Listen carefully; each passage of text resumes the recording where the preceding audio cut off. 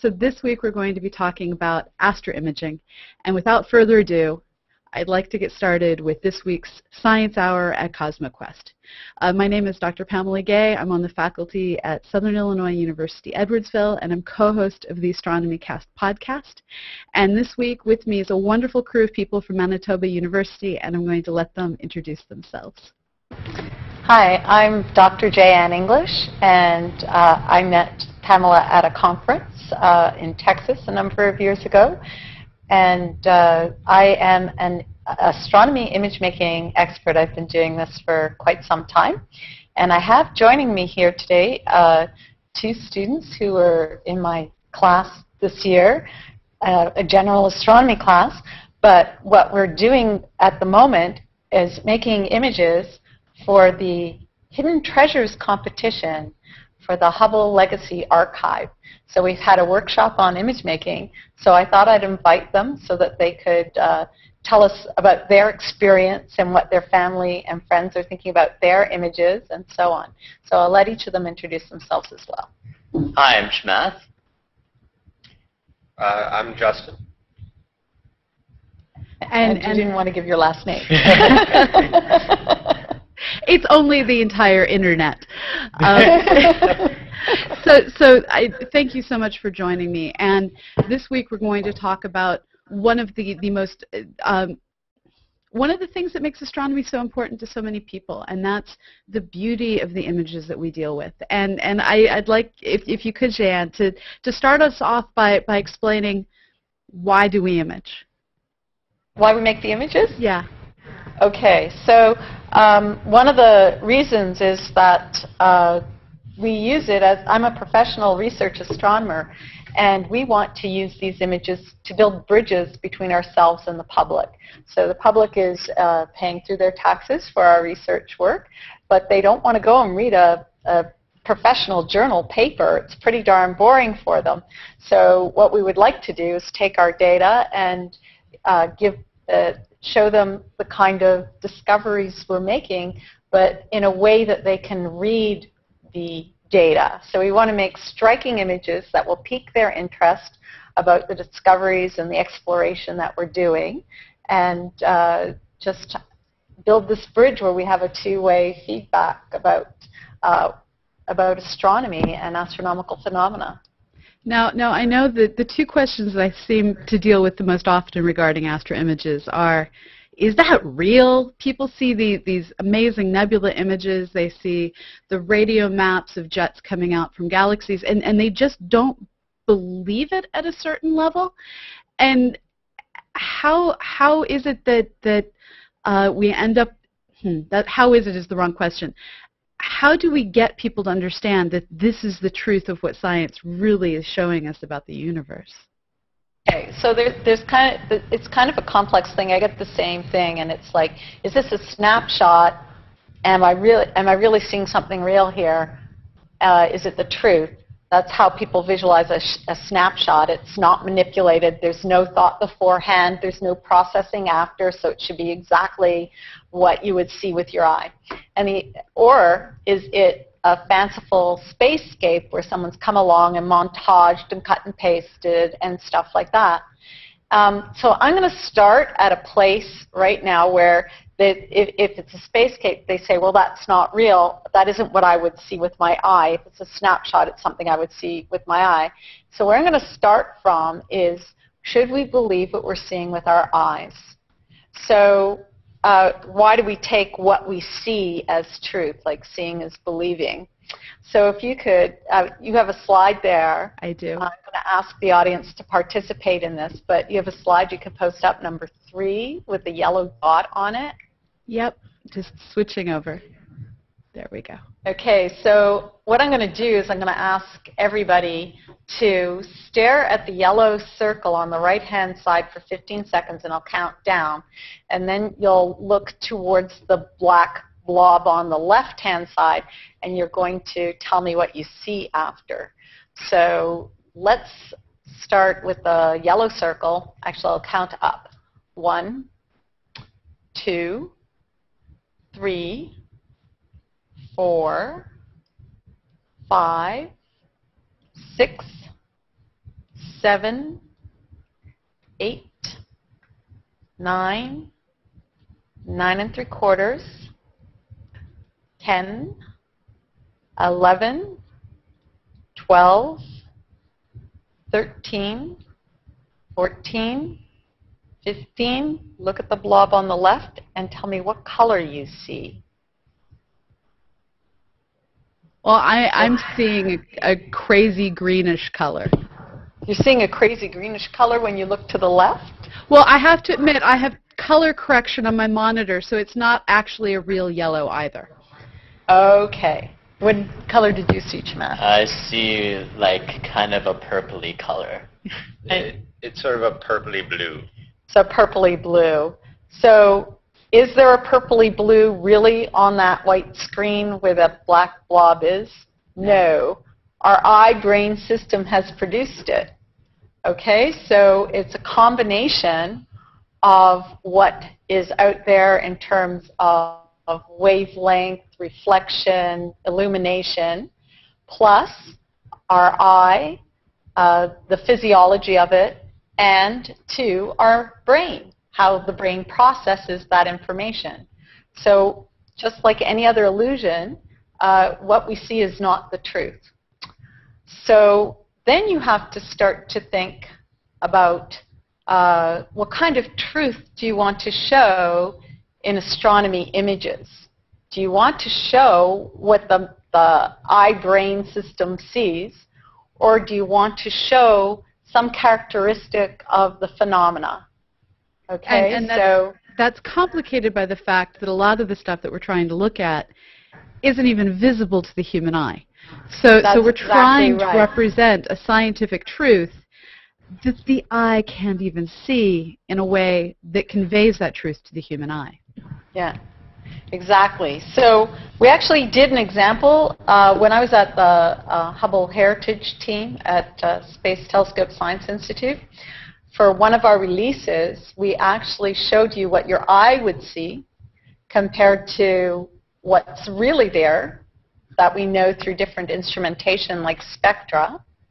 And that's actually slide 6. What we wanted to do, so on the left, your eye is not sensitive at all to faint light, especially the color in the red range of faint light. So what it produces is this ghostly green color, which you see on the left. Now, if you use a spectrograph, you find out that this planetary nebula, so this is a star that's in a dying phase. This is what our own sun is going to do when it's dying. It's going to give off its outer layers, and this star has actually got a lot of hydrogen in it. Now, oxygen appears green to the eye, and hydrogen that's ionized or heated appears red. And so we find out there's a lot of ionized hydrogen. So the image on the right is telling us what is physically true there, that there's ionized hydrogen. Whereas your eye would tell you, well, there's ionized oxygen because it looks green to your eye. And that's not the truth at all. And the other thing in the image that's on the right-hand side is that it's got, stars are different temperatures. Their surfaces are different temperatures. And those that are blue are? They're hot. Yeah, and those that are red are? Cooler. They're cooler. So there we can actually see the temperature of the stars. Some of those stars on the right-hand side are bluer and some are redder. And so we're getting a lot of scientific information in the image on the right-hand side. Now that image is also made with infrared light, not just light that your eye would see. So it's covering a broader range of wavelengths, and you're getting even more information there. And so when a professional astronomer is making an image, they're not trying to make a one-to-one analog with what your eye would see. Instead, they're trying to map out something like temperature or another physical characteristic like what's the chemistry. Now, there's a lot of ways that you can end up with all sorts of crazy misconceptions. For instance, all of us learned in 3rd grade that things that are cold, you draw blue, and things that are hot, you draw red. And the reality of our universe is red things are cold and blue things are exceedingly hot. How do you handle this variation between what our instincts tell us about temperature and the information that you're trying to convey?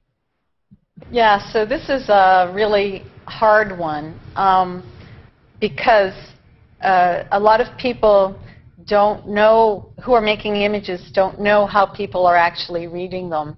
So I guess we have an example here as well where I ask people what colors they would think these are. If we start at slide 21. Heading for it, just a moment. So I can't actually show you Van Gogh's clearly because we don't have the permission for this, but this is a blurred version of a Van Gogh.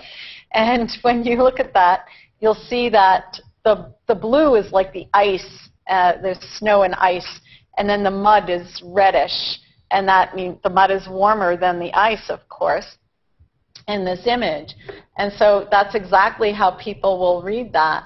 And so the next image is of a planetary nebula, again, the very same stage of star death. And how do people read these? So what would you think? If for the public, which part, do they think that blue is hot or cool? And I'm looking at the comment feed for anyone who decides to pipe up quickly. Reloading the comment feed. No one's piping up particularly quickly, so go ahead. No? Okay, what did you think, Chamath? I said that it's probably cool, that they probably think it's cool. That's cool. So, and we do have Mike Richter responding, I would think blue is hot, but he's an amateur astronomer. So he's an amateur astronomer. But you know what I've done with this one is instead of making it a blue that is kind of towards the royal blue, I've made it a blue that's towards cyan, which is a warmer blue. And the red, I've kind of dulled it down, right? So that the red is not looking like a flame, kind of more like a mud, but not a flame. And so that's one way to try and help and do it. But another way would be just to remake the image and have various versions of the same image. So that brings us to a whole other topic. But these are made from data. So the data is black and white. And we put it together. And so we can choose which colors we want to assign to the black and white data. And any of those colors assignments are valid. So you can just choose a different color assignment and make more images. So, and the problem is that you make a legend which tells the audience something about it, which part is warm and which part is cool. So astronomers like to be pedagogical and try and teach people that the blue is hot. And so that's why we released that version of the image. And you attach a legend to it. But of course, when it goes into the local newspaper, that legend will be stripped off of it. Yes, it will. You have no control about how that's read. By the way, I was going to mention something here when we were talking about the complexity of making the image and whether the image is true or false and how you define that. These two have stories about their own image making and how their families responded to their image making. So, Justin, do you want to tell us about your grandmother? Well, my mother saw the image that I had made on Facebook, and she was amazed that I went out with a telescope and I took this picture, and then I had to sort of slowly explain to her, well, it's a series of filters, and I have to do some computer programming and then edit the image and assign colors. And then she showed the image to my grandmother, and my grandmother was wondering where in the sky she could look to see this collection of stars that I had created this image. Generally, I try to just start by explaining that most advanced astronomical telescopes aren't a live video feed of the heavens. They are a series and a collection of data that has to be sifted through to get the information we want. That's awesome that you were able to have that conversation. It shows that people really do never stop learning. Yeah. So for my family, they weren't very impressed at first because they thought I had just kind of copied and pasted an image from like one of those NASA public releases. And so I had to explain to them that actually a lot of work goes into making those images. You have to find the data, you have to make the data into an image, which requires some computer knowledge. And then you have to colorize it yourself, and it's not always the things that you see. Like, the colors aren't the colors that you would see with your own eyes. And the great thing about most of the images, well, obviously not the paintings, but most of the astronomical images that we're going to be showing in this talk, is the original data is all publicly available. If you dig into the Hubble archives, the radio archives, it's all out there. And there's a wonderful forum called Unmanned Spaceflight that has entire boards dedicated to how do you go out and download the mission data, process the mission data, and then combine it into your own astronomical images, no telescope required, using the best instruments that have ever been built. So this is something that all of you can get involved in, and at the end of the show we'll be telling you different places that you can go, and I know Jayanne has her own resources that she'll be discussing as well. Yes, I have actually YouTube videos, so there's step-by-step tutorials on how to process the now, and so on. Okay, go ahead. So what I was going to say is it's not just always about conserving the science, because that's easy. Any scientist could put all of this stuff together, would preserve all of the scientific information, and no one would ever want to look at the image we created. There's a lot of human psychology that goes into this as well.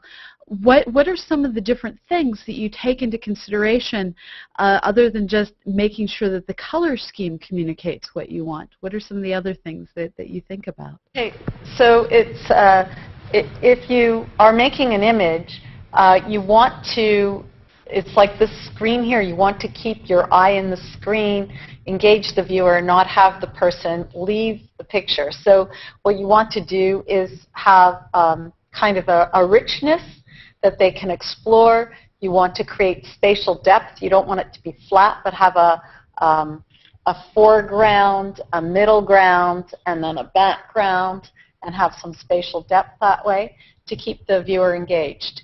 And this is called visual literacy, and the person who knows the visual grammar can lead somebody around in a picture to keep them engaged. So this is one of the Hubble Heritage pictures where there's a foreground, a middle ground, and a background. And if later we talk about how we construct the images, we'll find out how we constructed that foreground where the stars seem to be sitting forward of the nebular gas. If we go to, I guess we should start with the composition, how we lead our eye around in the picture plane, which is slide 17. Okay. Yeah, so here is another Van Gogh image, a very, very famous Van Gogh image. So artists have learned this trick for a long time, have known it for a long time, these sort of compositional tricks. So your eye, if I'm not quite sure how to do this, but if you are coming in at, what happens is your eye comes in the bottom left-hand corner about 1/5 of the way up. So if on my screen I come in at about, Justin's hand, and then my eye, and this happens very quick within fraction of a second, goes up and leaves where Tamat's hand is. And if the eye does that, so if you go back, it comes in there with number 1.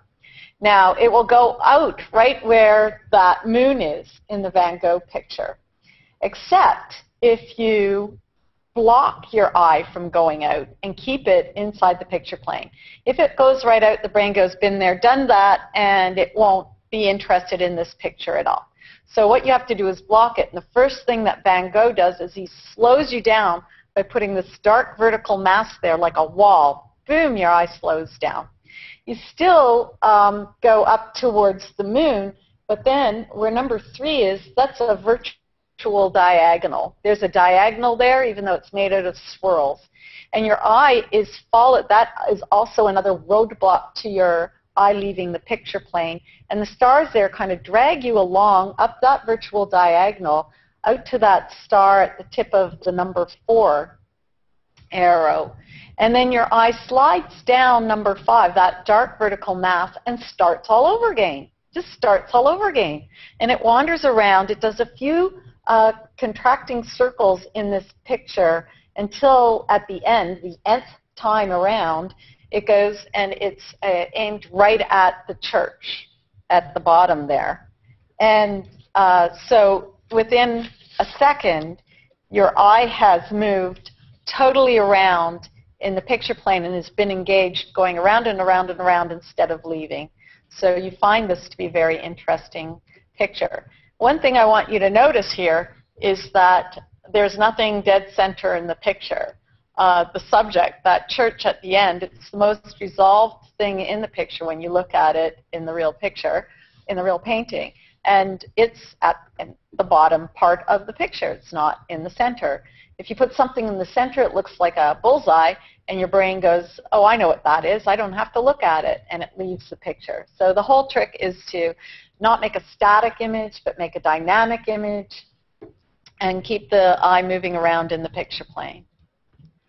Now, what I'm loving listening to you talk about this is all of the art understanding that you're bringing into this. And I think that you have one of the most unique backgrounds that I've heard in professional astronomy. And I'd love if you'd share with our audience the wonderful path that you took that brought you to now being one of the scientists who works on the Hubble heritage images.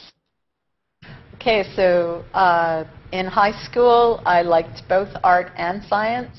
And in those days, there wasn't a stream for that, so I did all the maths and physics and chemistry, but I also had a scholarship for art. So in the end, I ended up going a bit to University for Science, and then I went to art college. So I went to what's now called the Ontario College of Art and Design University, and graduated from there before I went and did my Bachelor's of Physics and Astronomy at the University of Toronto. And then I went to do my PhD in Australia at the Australian National University, where it was again a degree in astronomy and astrophysics.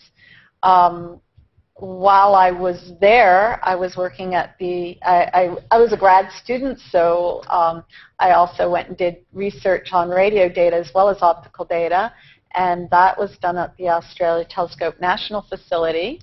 And I was making images for papers and exploring with their visualization tools and so on.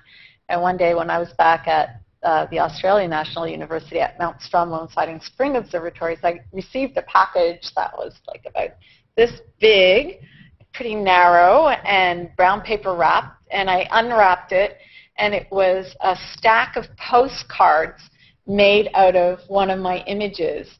And it had a note from the director on it, and he said, Jayanne, we appropriated your image to make our public outreach postcards to sell out at the observatory outreach centers. You can sue us. I checked with the lawyers.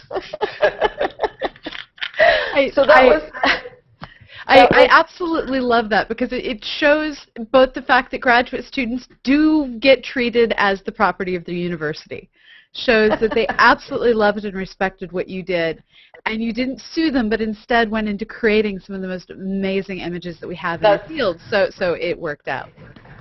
Yes, it was quite fun. And then when the Hubble Heritage team was advertising for a coordinator for the team for 2 years, it seemed like just the perfect job. So I was able to take my background and share it with my fellow team members. It took about 2 years to teach them everything and get them trained to make many different versions of one image and then select out of them. And it was very interesting because most artists tend to work on their own work. Yeah. And in this situation, a lot of artists now also collaborate, which is interesting, but it wasn't such a big thing then. But when you're working on a team, it's a collaborative visual product that you're producing.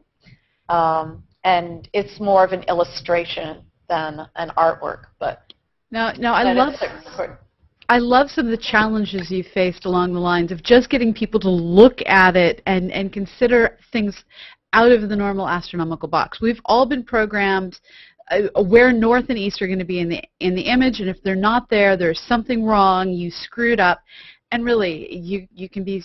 You've been to both Australia and Canada. You know the sky changes perspective depending on where you are. A telescope towards the sun as opposed to away, because I was in the other hemisphere. Right. The radio telescope. So yeah. What are some of the other examples of things that you've had to train people to look at to move us out of the boring, mathematically precise, astronomically precise images that no one wants to look at, that we've all created at one point or another? So one of the things is, if we go to slide 19, we can put together those two things. Slide 19 will look kind of flat, like 2 eggs in a frying pan. These two galaxies, and north is up and east is to the left, as it should be for a map, because then when you lie down and look overhead in the northern hemisphere, your east will be on your left. So if your head's towards the north, and that way you navigate around the sky. But of course it could have been different if this system, this convention, was set up in the southern hemisphere. So this one is set up for the regular convention, and your eye kind of doesn't stay in the picture plane. All we did was, for Hubble Heritage, rotate it around 180 degrees, which is the next slide. And here what you'll see now is if you come in the lower left-hand side and go over to the edges of the galaxies, you'll have this virtual diagonal. Just like you did in the Van Gogh, the swirling on the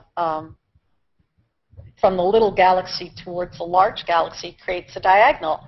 Your eye then gets drawn back to the upper left-hand corner where there's a star, slides back down where there's a star where your eye initially came in. So your eye stays in the picture plane here. And then what happens is that arm is more resolved. The bottom left-hand arm becomes more detailed, and it starts to jump out at you. And then this picture ends up having some spatial depth as your eye stays looking in this picture plane. And sometimes when I show the two pictures back to back, people ask me to show the first one again because they don't believe it's the same image. It has a very different quality, and it's only rotated 180 degrees. It seems flat there, and it seems to be jumping forward in the Hubble Heritage version. Now the scientists didn't like that. They didn't like that we turned it upside down, and some of them still showed in their talks the other way around. But Life magazine liked it, and it got into one of the albums of their pictures of the year. So I was very happy. Congratulations. That is in many ways the greatest coup to be able to get your images out really to a truly global and broad audience. Now, you haven't only worked in optical images, and as someone who started in radio astronomy, I know that in many ways radio images are perhaps the most grotesque to look at initially. You have large noise in the background, you have small blobs, everything seems to be granulated. But somehow when you get your hands on these radio images, they don't look that way anymore.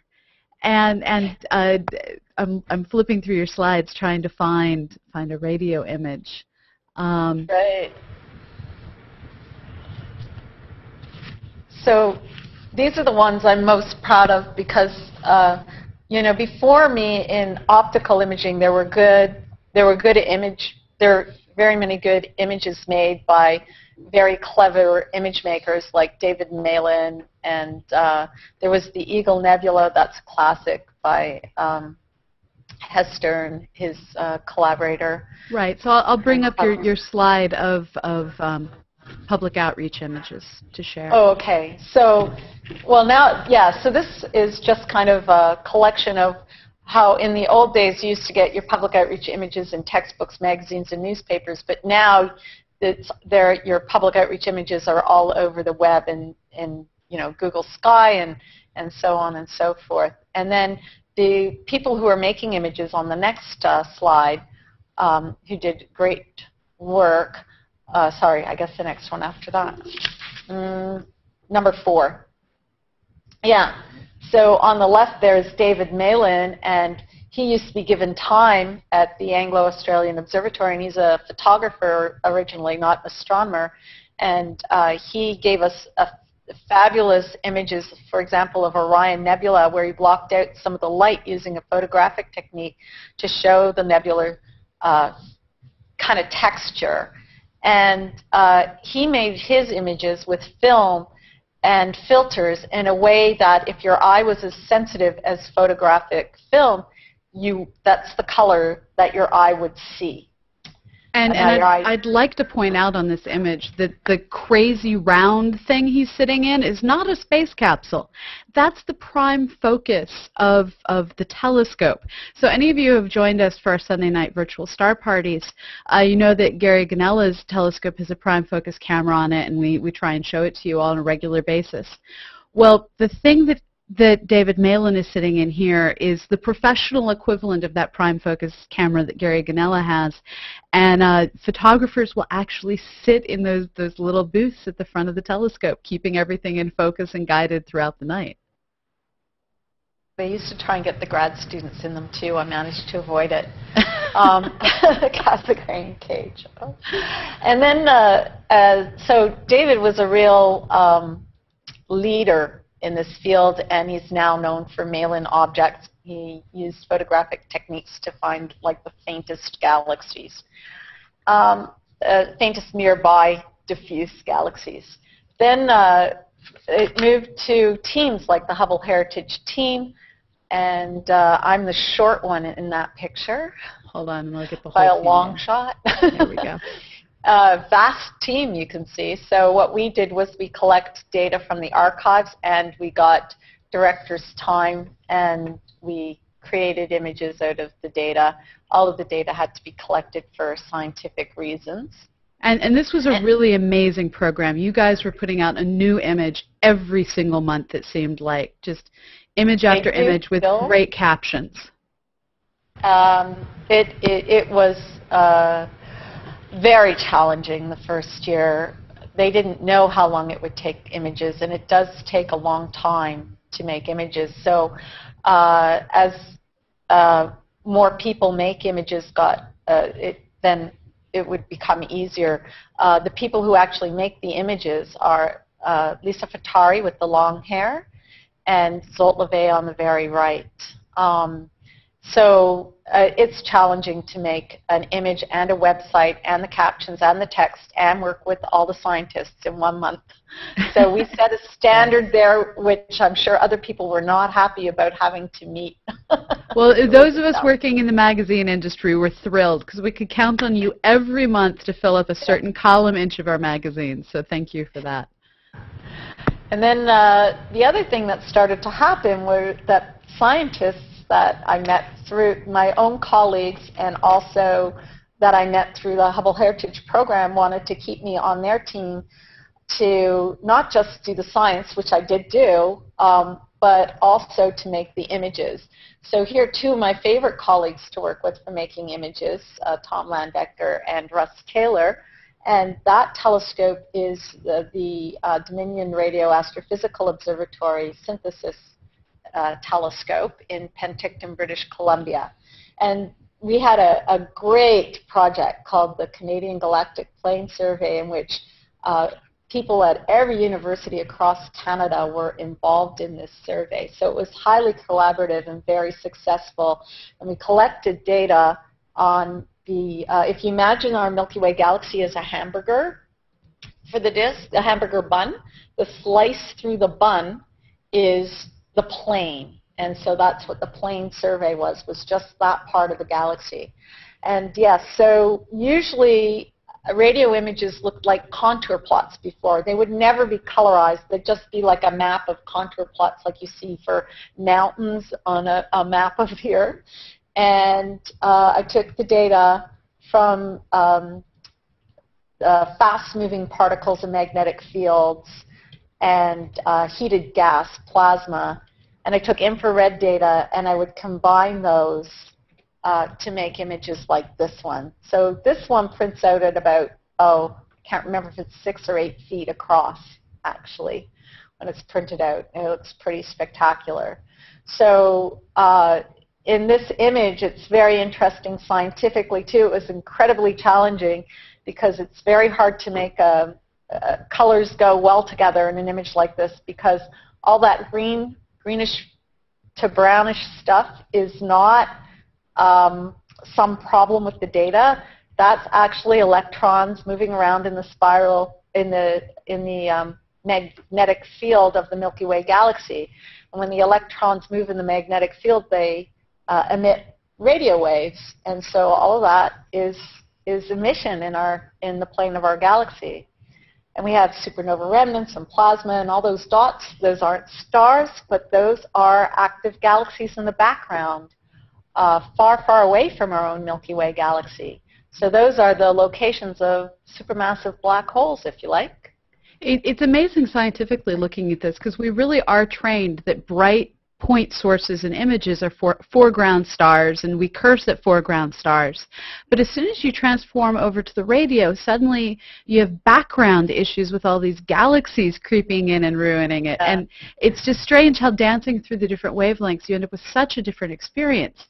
Now, we're getting a question right now from Daniel Berenger out in the audience on Google+, and he's asking, how much of astronomy is looking at pretty pictures, and how much of it is reading through reams and reams of data?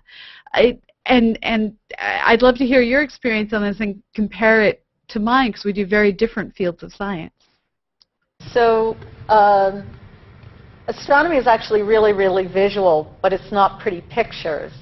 So one doesn't go and look at like 1, 0, 1, 0, 1, 0.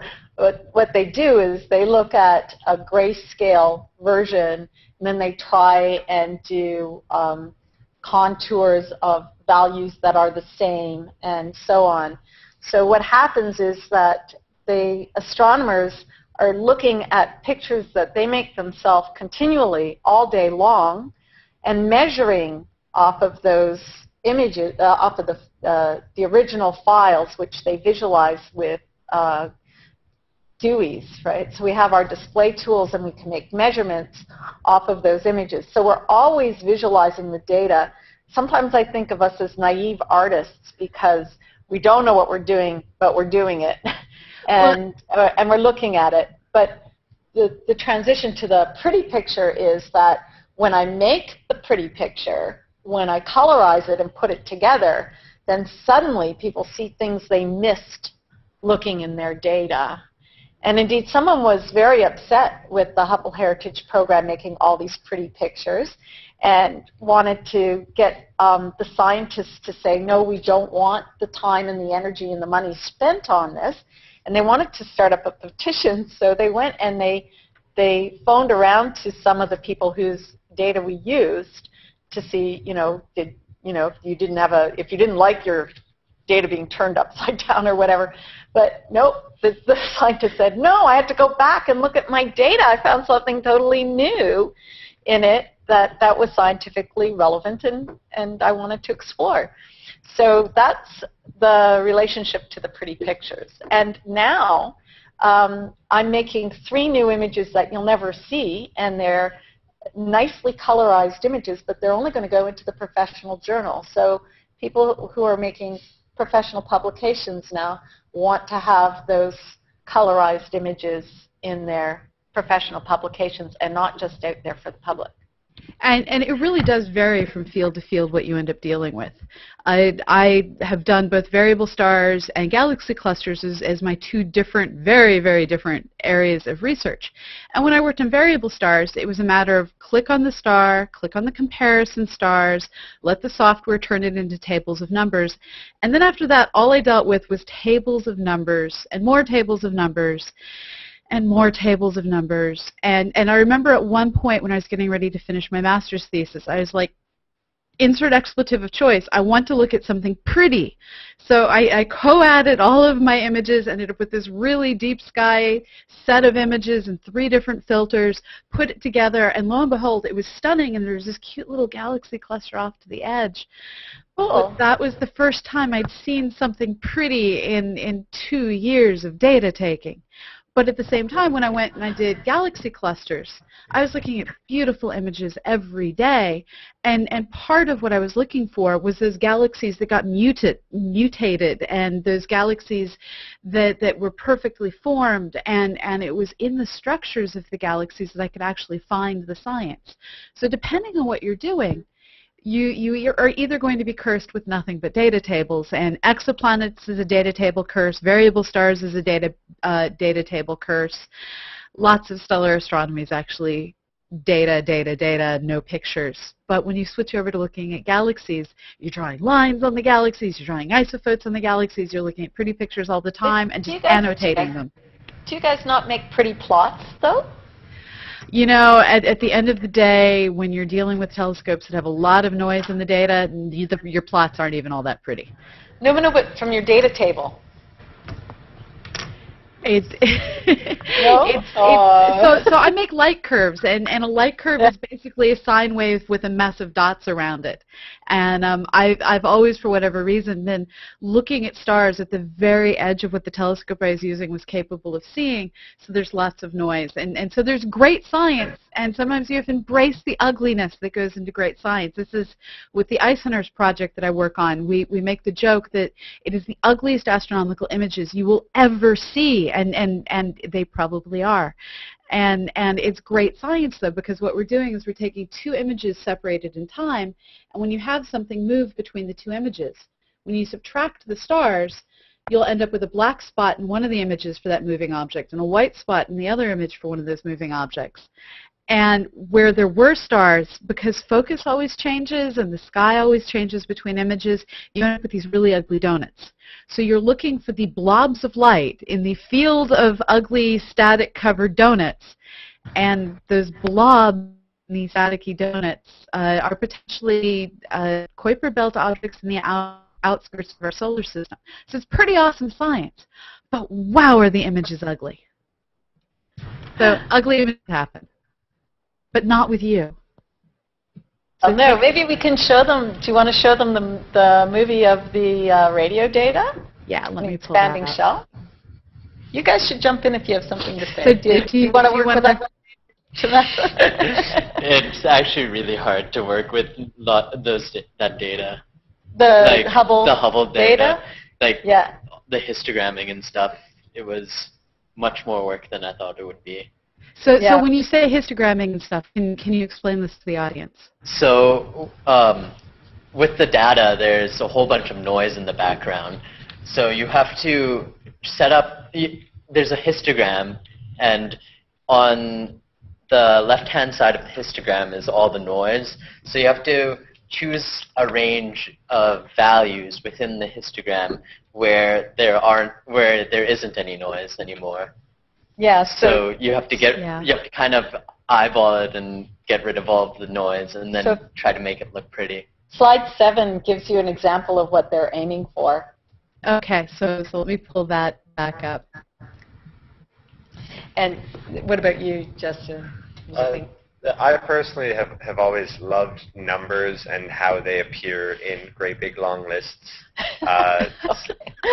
So when it came to taking the data and applying the algorithms and going through and using the histogram to find the accepted values, it was lots of fun. It was a lot more work than I thought it would be, but it was extremely arts focused.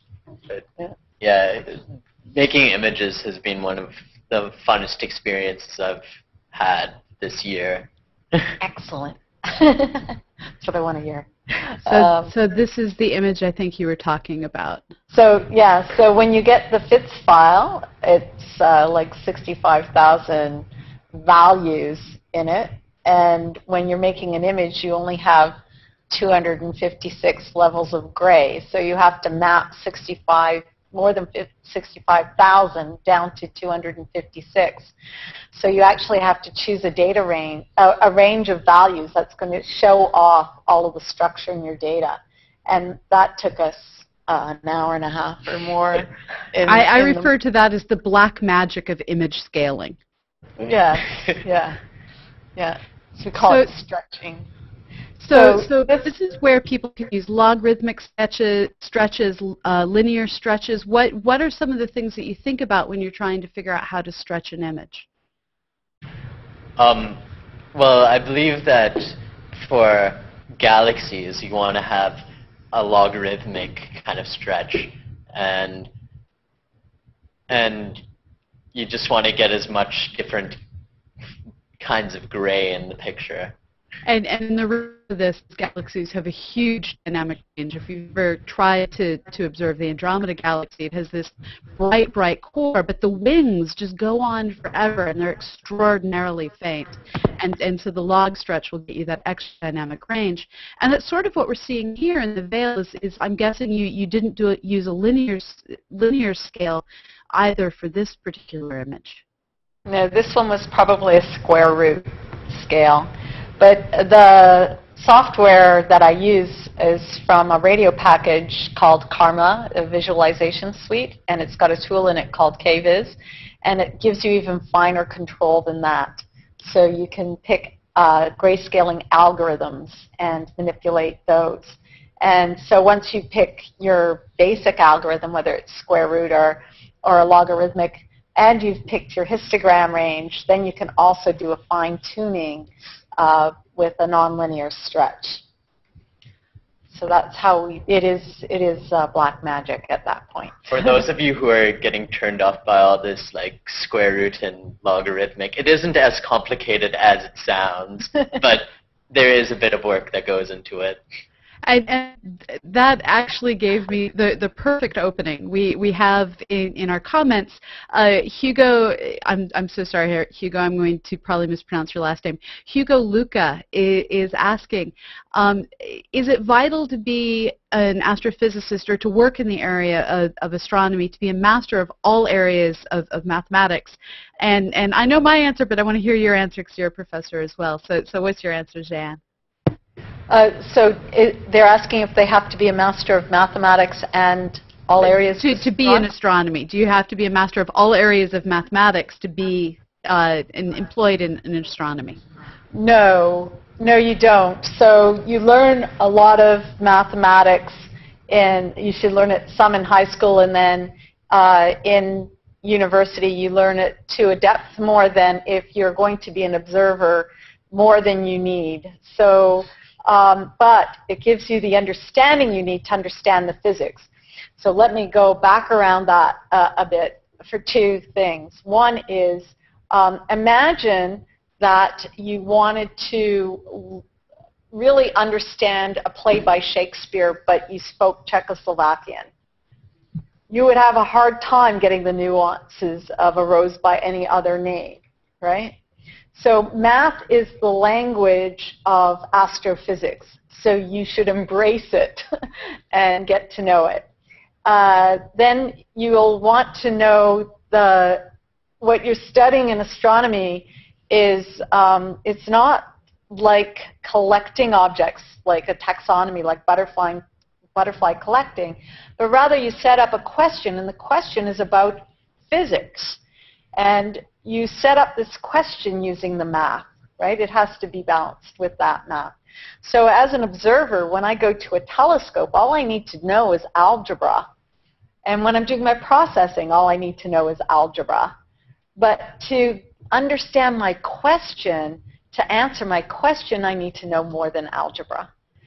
So you don't have to know all aspects, and it depends on what your question is. If you're doing General relativity, you need to know tensor analysis. If you're doing, you know, how clouds move around on Jupiter, you're going to need to know calculus in great detail. But what math you need to know at a higher level will depend on the question you're going to explore. I have to admit, I use far more calculus answering questions for those of you who write in questions to Astronomy Cast than I do in any of the astronomy I've done since graduate school. And this is primarily due to the wonderful factor that there's Ned Wright's cosmological calculator out there that I can use to look up what my different cosmological values are for different things. But I think that the math that everyone in science really needs to understand is statistics. You need to be able to do error analysis. You need to be able to figure out if the values you're coming out with are realistic. Are they significant? And if you can build that strong background in statistics, there's lots and lots of things that you can do in astronomy that are vital and will help you, well, advance our understanding of the universe. And yeah. Go ahead. So I was going to say, in yours, looking at those tables of numbers, you really have to know statistics to a deeper level than I need to know it when I'm just measuring the noise in my image. Right, right. So yeah. So it's still statistics. It really depends on what you're going to do. Yeah, that's right. Your uncertainties in that, and how you're going to characterize your uncertainties. Yeah. Yeah, so if someone's really interested, I guess what I'm kind of trying to address is if you're really interested in astronomy and you love it and you just have an anxiety over math, get over the anxiety over math. You can do it. You're human. Humans actually love math. Well, I wouldn't go so far as love it. What I tell my students is you don't have to like it, you just have to do it, and we'll suck it up together and get through it. That's how I feel about E&M, is we'll suck it up and get through it together. Everyone has different things they like, and it's only by combining all the things that we're good at that we're able to move things forward. Now, we only have a few more minutes left in the show, and I see Phil Plait out in the audience saying, "Hi, Jan." So I'm just passing that on. and so if there's any more questions out there, now is the time to go ahead and ask them. And I'd love to know, what are the thoughts that you'd love to leave our audience with as we round up this wild ride through astronomical imaging? I guess if we do have the time, if we showed that image of the radio data, how it comes in a cube and it's really complex, and then show number 38 and 41. That would be good. Okay, so which slide? So show the movie is what the movie. Okay. So and then this is in astronomy. What happens in you only see line of sight velocities. So you have 2 dimensions in space and 1 in velocity. So here we're looking at the kind of images you get for each different velocity. It's rather like having the symphony. It's playing all at the same time, different frequencies. And you want to show in 2 dimensions an expanding shell like this one. Kind of colorized it extremely in the next image in the slide, I guess slide 38. Got it. Yeah. And so part of that image jumps forward at you, that magenta, and the golder part goes back. And then I just wanted to point out the difference between optical, what we see with our eyes, and what we see at radio wavelengths in slide 41. And I'll zoom in. Those are the very same patches of sky, and the bottom one has been colored on velocity, and you can see all the stuff in between the stars that goes into making stars in the bottom image in the radio wavelength. So I guess what I'm trying to say here is that many different images at the same target pointed in the same direction, there can be many different versions of them, and they can all be engaging and valid. And I would like to encourage everybody to go out and try and make some astronomy images. So where can people go if they want to learn how to make these astronomy images? And we will be blogging about this on CosmoQuest tonight. So go to CosmoQuest in about 4 hours. I'm sorry, I have to eat dinner. Go to CosmoQuest in about 4 hours. We'll have an article on this on our blog. But for now, sate their curiosity by telling them where they can tune in. Okay. So if they Google Jayanne, Jayanne, all one word, English, I'll come up to the top of your Google page. You can add visualization to that, and my visualization page will come up. And it was created in the International Year of Astronomy, so I think it's just my website, Visualization 2009. And there you will find out how to calibrate your monitor. There will be links to where you can get data. There's links to papers that are written about making images. And we have YouTube videos. Please pass that around. Unfortunately, they're all in little 10-minute segments, but that gives you a break between each one. And you can do it from scratch following those videos and make the images. Do you guys want to see something? Do you need super expensive software? This is the question lots of people ask. It's all free. So you use GIMP. So there'll be links to download GIMP, which is a free version of Photoshop, essentially. And though if you want to use what we use for the stretching or scaling, the Karma Suite, that doesn't work on Windows, but you can set up a virtual machine on Windows for that. It works on Linux and Unix. So there'll be a link. There's a link there for downloading that software. And those are the only two things you need. Plus, you can go to the CADC, that's Canada, the Canadian Astronomical Data Center. Data Center, right? And if you want to enter the competition called Hidden Treasures for the Hubble Legacy Archive, that's on right now. But maybe I shouldn't have told you about that because I want these guys to win. Hey, it's all fair in love and astronomy. And I'd love to share with you a comment that's in the comment thread. Hugo Luca writes, thanks to all for your kind answer. That gives me a little hope. I love science more than ever, and especially astrophysics, and he talks about how he's getting ready to change his life path to join us in the field of astronomy. Perfect. So we're a field that is open to all, and we need people with many different skills. So this brings to a close another episode of the Weekly Science Hour. Thanks to all of you for joining us. The Weekly Science Hour occurs every Wednesday from at 4 p.m. Pacific, 7 p.m. Eastern, and we alternate between me hosting and Emily Lakdawala of the Planetary Society hosting. She will be hosting next week. And all of these episodes get archived on the AstroVids YouTube station, Astrosphere Vids. Check it out. We have lots of other content for you to enjoy. And if you have any requests, we're always looking for new people to bring on, and we'd love to know who you'd like to see, so let us know. Our next Google Hangout on air is going to be tomorrow morning at 10 a.m. Pacific, 1 p.m. Eastern. And if you want to know these times in other time zones, subscribe to our weekly newsletter. We provide a link to time zones for around the globe so that you can keep track of all of our Hangouts. To get our newsletter, you just need to create an account at cosmoquest.org. Part of your profile is signing up, not just for our newsletter, but also for alerts. In the future, we're going to have email alerts going out about 30 minutes to an hour before every single Hangout, letting you know when they're going to happen. So we love having you, and we'd love it if you'd share what we're doing with your friends so that we could build an audience of people who are learning and doing astronomy together. Now, if you want to do astronomy, you'll be my new best friends. Over at cosmoquest.org, we have a number of different projects for helping you get engaged in doing meaningful science working with NASA.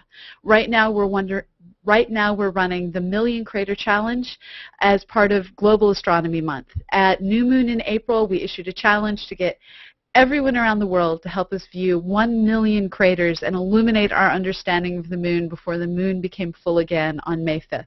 That day is quickly approaching, and we need all the help we can get to help meet our goal. So I hope to see you over on cosmoquest.org and to get to know all of you online in the future. So thank you so much for joining me, Jayanne, students at Manitoba University. Thank you, guys. That was great. So have a great evening, you all, and I'll see you online when I see you online. Thanks for being here. Thanks, Pam. Thank you. Thank Bye. you. See you.